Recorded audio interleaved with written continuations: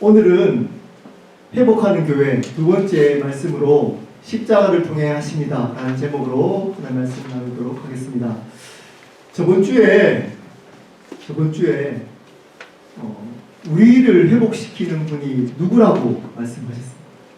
우리를 회복시키는 분이 누굴까요? 네, 예수님이십니다.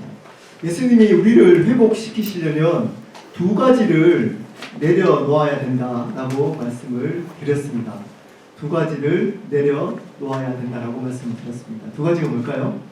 우상과 주권. 네, 감사합니다. 우상과 주권. 네, 우리의 우상과 주권을 내려놓아야 된다고 말씀을 드렸습니다. 한마디로 얘기하면 우리의 주인이 바뀌어야 한다라고 말씀을 드렸습니다. 먼저 우리의 주인이 바뀌어야지만 우리에게 회복이 있을 수 있습니다. 먼저 가장 중요한 것은 우리의 삶과 생명의 주인이 바뀌는 것입니다. 오늘은 1절 말씀부터 한번 보도록 하겠습니다. 1절입니다. 주 여호와 영이 내게 내리셨으니. 주 여호와 영이 내게 라고 할 때 나가 누구라고 그랬죠? 나? 예수님이십니다. 예수님이 그때 당시에는 앞으로 오실 메시아를 의미했습니다. 그렇다면 지금은 예수님이 이미 오셨잖아요. 과거형입니다. 이미 우리 안에 성령으로 말미암아 예수님이 이미 우리 가운데 계십니다. 바르게 예수님을 주인으로 영접했다면 여러분 한 분 한 분의 삶 가운데 예수님이 이미 우리 가운데 계십니다. 그럼에도 불구하고 우리의 삶 가운데 회복이 왜 일어나지 않을까요? 예수님이 분명히 우리 안에 계심에도 불구하고 우리 삶 가운데 회복이 왜 일어나지 않을까요? 그것은 예수님이 우리 마음 가운데 충만하지 않기 때문입니다. 다른 말로 성령으로 충만하지 않기 때문입니다. 성령으로 충만하지 않기 때문입니다. 성령이 충만하게 되면 예수님이 우리의 삶 가운데 회복의 역사를 일으키시는데 우리 가운데 우리 안에 계시는 성령보다는 자기의 생각, 죄를 따르기 때문입니다. 성령을 쫓아 행한다는 것은 제가 저번 주에 말씀드렸던 것처럼 두 가지를 먼저 내려놓아야 합니다. 또다시 반복합니다. 우리의 우상과 우리의 주권을 먼저 내려놓아야 합니다. 우리의 주인이 바뀌어야 합니다. 오늘 말씀을 통해서 두 가지를 붙드는 작업을 하도록 하겠습니다. 두 가지를 내려놓고 두 가지를 붙들어야 합니다. 첫 번째는 하나님의 은혜를 붙들어야 합니다. 뭐를 붙들어야 된다고요? 제가 설교 노트에 관로를 쳐놨습니다. 거기에 적어 주시면 고맙겠습니다. 네, 하나님의 은혜를 붙들어야 합니다. 우리 2절입니다. 2절 말씀입니다. 여호와의 은혜의 해와 우리 하나님의 보복의 날을 선포하여 모든 슬픈 자를 위로하되. 모든 슬픈 자를 위로하는데 두 가지를 선포한답니다. 첫 번째는 뭐를 선포한다고요? 여호와의 은혜의 해를 선포한답니다. 첫 번째는 여호와의 은혜의 해를 선포한답니다. 여기서 여호와의 은혜의 해는 레위기 25장에 나오는 희년을 의미합니다. 조금 어렵지만 제가 천천히 말씀을 드리도록 하겠습니다. 희년은 안식년 7년을 7번 반복하면 49년이 되잖아요. 그 다음 해인 50번째 되는 해를 희년이라고 이야기를 합니다. 희년이 되면 가난한 사람들이 자기의 땅을 팔아서 먹고 살았던 그 땅이 다시 자기의 땅으로 돌아오게 됩니다. 땅도 없어서 정말 굶어 죽을 수 있는 사람들은 어떻게 할까요? 종이 됩니다. 그 종이 이 희년이 되면 자유의 몸이 됩니다. 그리고 이 희년의 시작은 제가 거기 레위기 8장 아마 25장 8절 9절을 적어놓았습니다.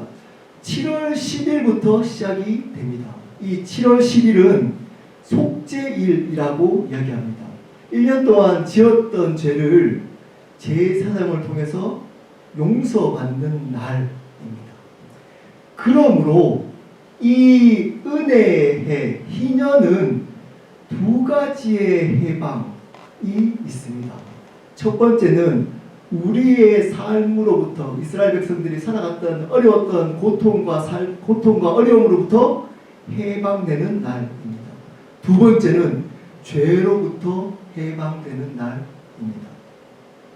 그러면 이 희년, 은혜의 해는 지금 사는 우리 그리스도인에게 어떤 의미가 있을까요? 어떤 의미가 있을까요?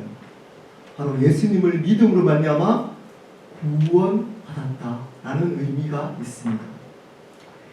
그러므로 잘 들으셔야 됩니다. 구원은 반드시 두 가지의 해방이 있습니다. 몇 가지라고? 두 가지의 해방이 있습니다.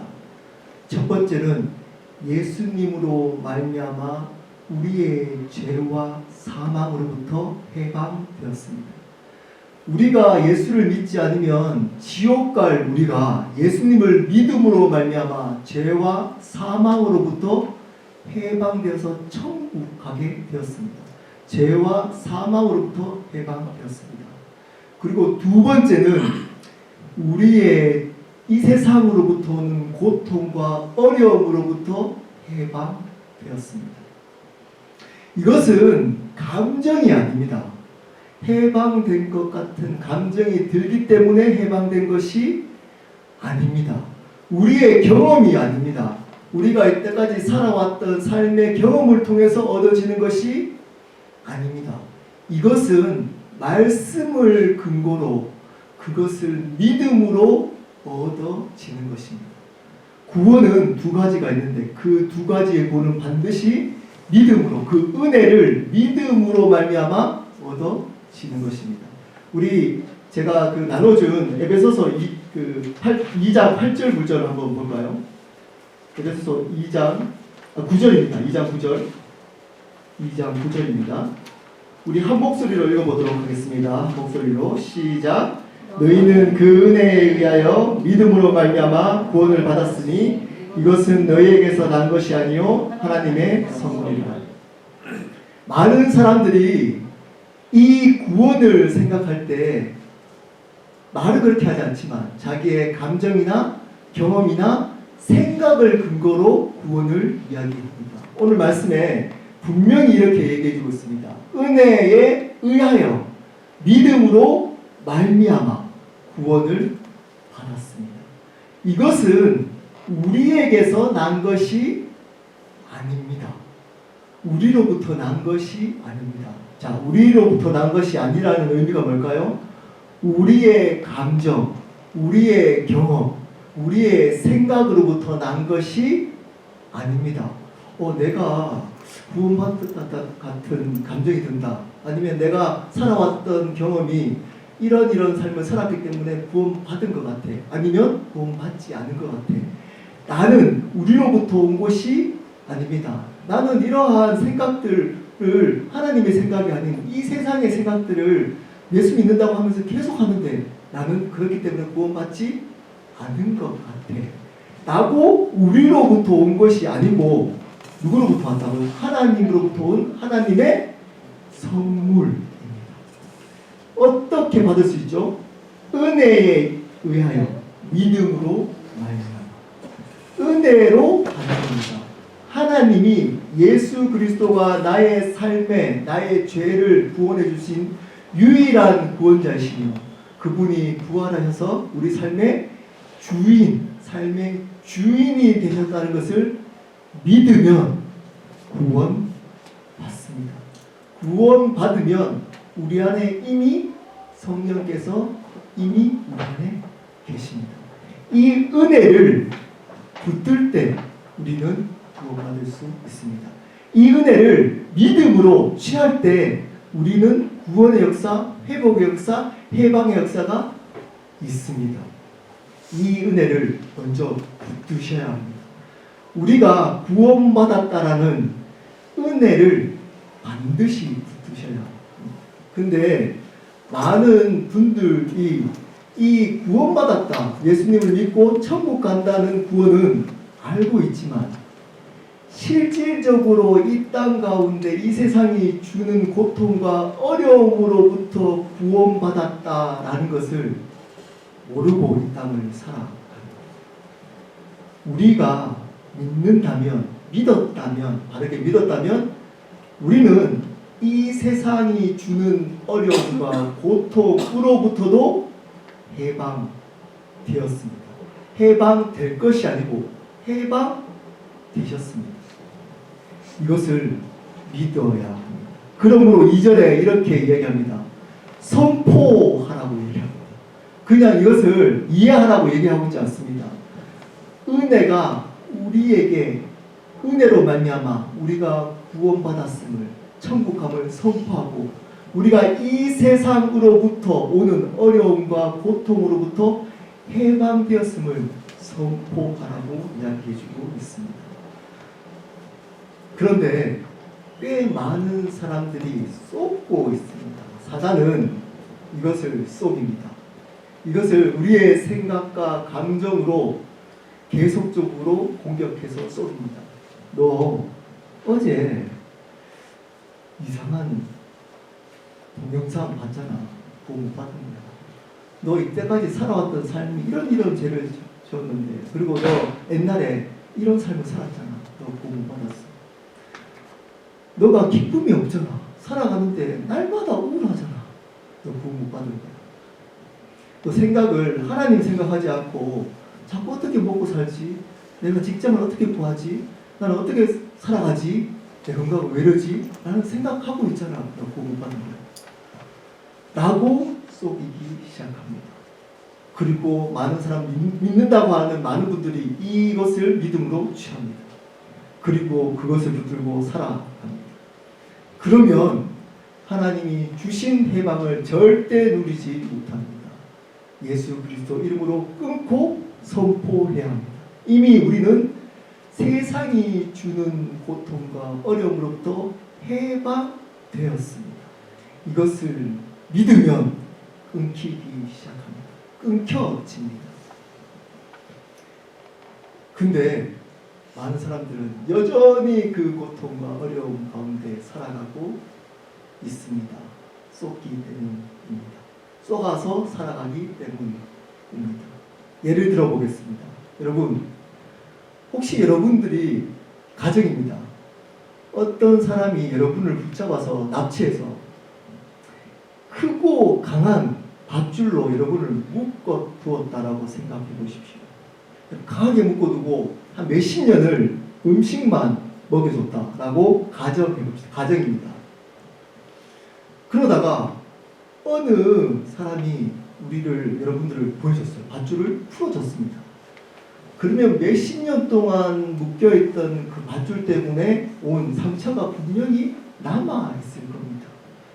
그래서 그 상처 때문에 아프기도 하고, 어쩌면 풀어줬음에도, 밧줄이 풀려졌음에도 불구하고 밧줄이 묶여진 때처럼 아프고 힘든 느낌이 들 수도 있습니다. 근데 여러분, 착각이잖아요. 아파서 이렇게 착각하는 사람이 없지 않습니까? 아프니까 묶여있네? 이렇게 착각하는 사람은 없지 않습니까? 내가 여기에 상처가 있기 때문에 나는 여전히 묶여있는 사람이야 라고 말하는 사람은 바보 아닙니까? 근데 여전히 이 바보처럼 살아가고 있는 분들이 많습니다. 상처가 있기 때문에, 아프기 때문에 나는 묶여있는 거야. 그 아픔으로부터, 그 세상으로부터 내가 묶여있는 거야 라고 쏟고 있습니다. 이 시간에 믿음으로 선포하십시오. 이미 여러분은 풀려졌습니다. 세상으로부터 오는 아픔과 상처로부터 여러분은 끊겨졌습니다. 여전히 그때 받았던 상처의 아픔이 남아있을 뿐입니다. 여러분 절대 예수 믿는다면 그 상처, 세상이 우리에게 그 상처를 줄 수 없습니다. 예수 그리스도 이름으로 대적하고 그것을 끊을 때 우리는 하나님의 은혜, 참된 회복을 누리며 이 땅을 살아갈 수 있습니다. 두 번째입니다. 두 번째는 하나님의 공의를 붙들어야 합니다. 하나님의 공의를 붙들어야 합니다. 2절입니다. 여호와의 은혜의 해와 우리 하나님의 보복의 날을 선포하여 모든 슬픈 자를 위로하되, 또 하나를 선포하라고 이야기해 주고 있습니다. 뭘까요? 하나님의 보복의 날. 하나님이 심판한다. 하나님이 심판한다. 하나님이 복수한다. 이거를 한 단어로 조금 신학적인 용어로 공의라고 합니다. 하나님의 공의를 붙잡아야 합니다. 하나님의 공의가 뭐라고요?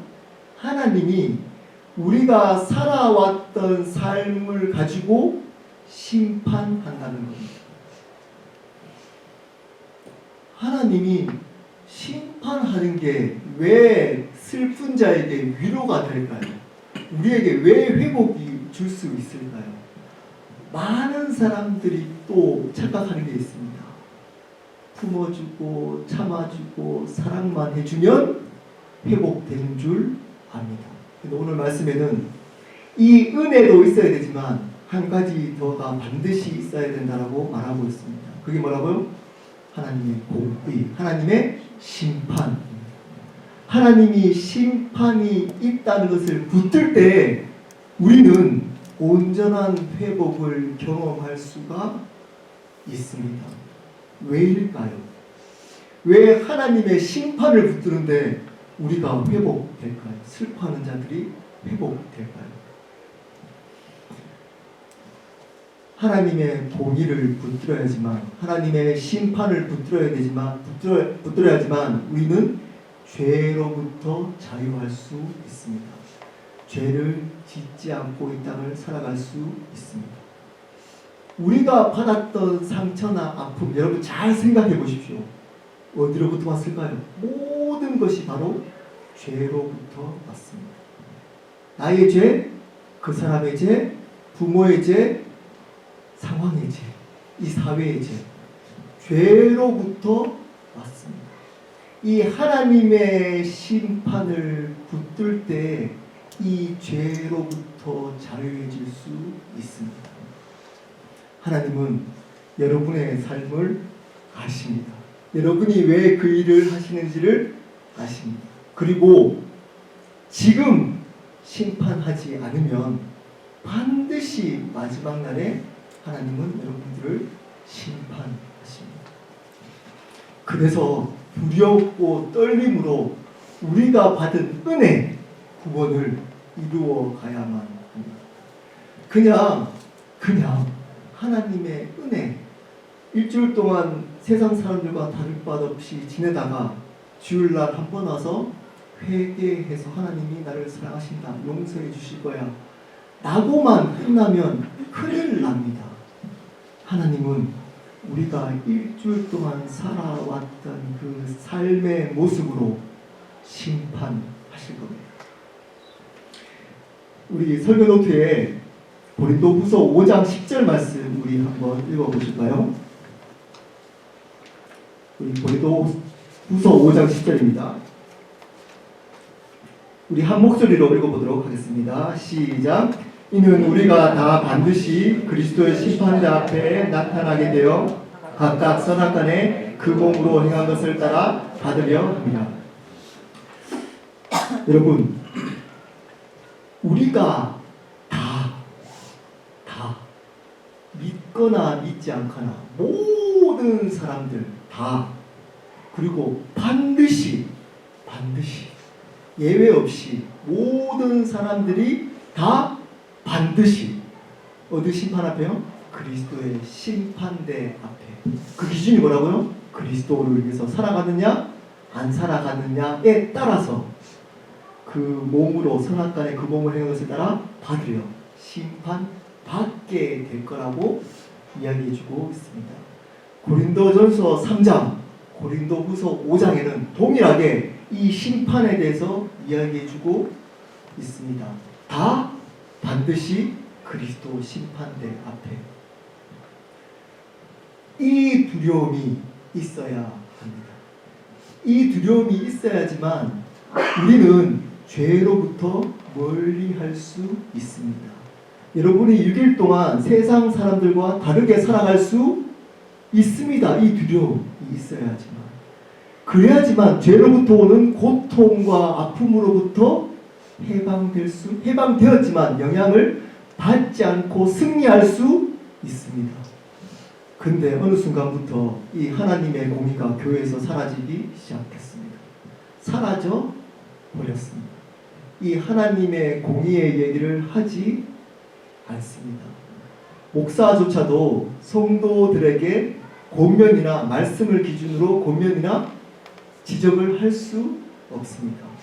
에레미야 시대의 거짓 선지자들처럼 이렇게 얘기만 합니다. 잘 될 겁니다. 잘 될 겁니다. 좋습니다. 은혜입니다. 하나님이 용서해 주십니다. 여러분을 사랑하십니다. 만 이야기를 합니다. 그래서 그들의 입맛에 맞는 설교를 하고 그들이 요구하는 프로그램을 만들어 사람들을 모읍니다. 어느 순간 성도들은, 교회 오는 사람들은 고객이 되어가기 시작합니다. 그 고객에 맞는 이야기, 설교, 성경 공부 프로그램을 이야기하고 그 사람들이 몰려들기 시작합니다. 그래야지만 교회가 부흥된다라고 이야기를 합니다. 이 땅을 살아가는 처세술, 어떻게 하면 행복하게 살아갈지에 대한 마인드 컨트롤, 심리학의 얘기가 교회에 판치기 시작했습니다. 좀 노련한 교회, 목사는 그러나 심리학 이야기하지 않습니다. 티가 너무 나기 때문입니다. 노련한 목사나 노련한 교회는 그런 얘기하지 않고 어떤 얘기를 하냐면 하나님이 여러분을 심판하십니다. 얘기를 빼버리고 하나님의 사랑, 하나님의 은혜 잘 될 겁니다. 축복, 비즈니스 잘 될 겁니다. 자녀 잘 될 겁니다. 건강 하나님 지켜주실 겁니다. 라는 얘기로만 교회 얘기가 편만하게 만들어 갑니다. 거기에 맞는 그 맛에 성도들이 교회에 오기 시작합니다. 그런 교회가 부흥되기 시작합니다. 왜일까요? 하나님의 공의가 사라져 버렸기 때문입니다. 교회에서 어느 순간 하나님의 심판, 하나님의 공의의 얘기가 사라져 버렸기 때문입니다. 여러분, 하나님이 우리 교회도 우리가 드리는 예배, 우리가 드리는 헌신, 우리가 드리는 모든 것들을 가지고 반드시 켈러 교회를 보고 심판하실 겁니다.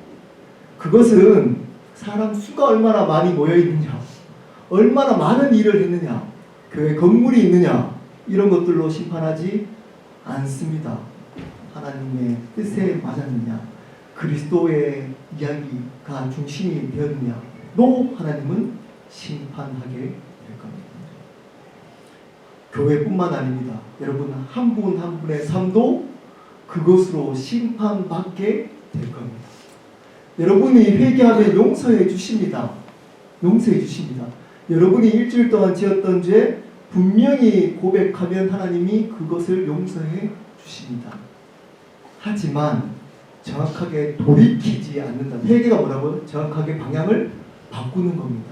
고백하면 용서는 해주시지만 회개가 안 된 그 고백은 여러분 심판 반드시 받습니다. 여러분 삶을 가지고 하나님이 반드시 심판하게 될 겁니다. 이 두 가지를 붙들어야지만 우리는 하나님의 진정한 회복을 경험할 수 있습니다. 첫 번째 하나님의 은혜, 두 번째 하나님의 공의입니다. 말씀을 마무리하도록 하겠습니다. 하나님의 은혜를 붙든다라는 것은 두 가지의 해방을 의미합니다. 우리가 모든 죄로부터, 우리가 주인 되어서 살아왔던 죄, 그리고 생명, 죽을 수밖에 없었던, 죄로 말미암아 죽을 수밖에 없었던 그 죄와 사망으로부터 우리는 해방되었습니다. 두 번째는 이 세상이 주는 상처와 아픔으로부터 우리는 이미 해방되었습니다. 이것이 바로 은혜를 붙드는 겁니다. 두 번째는 하나님의 공의를 붙들어야 합니다. 하나님은 여러분이 살아가는 그 삶의 행위대로 모든 사람들을 반드시 그리스도를 위해서 살아가느냐 안 살아가느냐를 기준으로 심판하십니다. 그러므로 여러분 두렵고 떨림으로 이미 받은 그 은혜를 이루어가며 살아가야 합니다. 성경은 이 두 가지를 항상 같이 이야기해주고 있습니다. 두렵고 떨림으로 받은 은혜를 살아가라. 그 구원을 살아가라. 그럴 때만 우리는 죄로부터 자유해지고 죄로부터 오는 어려움과 고통으로부터 회복될 수 있습니다. 여러분, 이 하나님의 은혜와 하나님의 공의가 한 곳에 이루어진 곳이 있습니다. 그것이 뭘까요? 바로 십자가입니다. 이 하나님의 은혜와 하나님의 공의가 한 번에 이루어진 곳이 바로 이 십자가입니다. 십자가는 교회의 본질 중에 본질입니다. 그냥 교회의 어떤 사역을 위한 도구가 아닙니다. 설교를 하기 위한 주제의 하나가 아닙니다. 애들을 가르치기 위한 주일학교의 어떤 주제 내용이 아닙니다. 십자가는 교회가 추구해야 할 유일한 목적 방향입니다. 하나님의 은혜와 하나님의 공의가 이루어진 이 십자가를 날마다 붙들고 살아가야 합니다. 우리가 하는 큐티, 우리가 하는 묵상, 우리가 드리는 예배, 우리가 드리는 헌신, 이 중심에 십자가가 있어야 합니다. 우리의 의가 아닌 그분이 우리의 의가 되는 십자가가 우리 삶의 중심에 있어야 합니다. 우리 켈러교회도 이 십자가가 우리 삶의 중심, 우리 교회 사역의 중심에 있어야만 합니다. 그렇게 되면 나머지는 하나님이 하십니다. 여러분, 우리 믿는 자는 이미 십자가에 우리 자신을 못 박은 자들입니다. 이미 이전의 삶, 예수를 믿겠다라고 고백하는 순간부터 그 이전의 삶은 이미 십자가에 못 박은 사람들입니다. 그러므로 우리는 우리의 우상, 우리의 주권을 못 박아야 합니다. 우리가 주인 되면 안 됩니다. 우리가 주인 되면 안 됩니다. 그리고 하나님이신 예수 그리스도께서 십자가에 못 박혀서 살아갔듯이 그분이 우리를 위해서 죽으셨듯이 우리도 날마다 우리를 죽여가며 그 하나님을 드러내는 삶, 그분이 주인이심을 드러내는 삶을 살아가야 합니다. 그럴 때 하나님은 우리에게 하나님만이 줄 수 있는 회복을 허락하십니다. 하나님이 우리 켈러 교회 가운데 분명하게 회복의 역사를 일으키실 겁니다. 누가 일으키신다고요? 예수 그리스도가 일으키실 것입니다. 무엇을 통해서 일으키신다고요? 십자가를 통해서 일으키실 겁니다. 그렇기 때문에 우리의 각자의 삶, 우리 켈러 교회는 예수님을 붙들고 십자가를 붙들어야 합니다. 이것이 복음입니다. 이것이 바로 교회가 전해야 될 복음입니다. 이것이 바로 우리가 아이들에게, 자녀들에게 가르쳐야 될 복음입니다. 예수님이 십자가를 통해서 너희를 회복하십니다.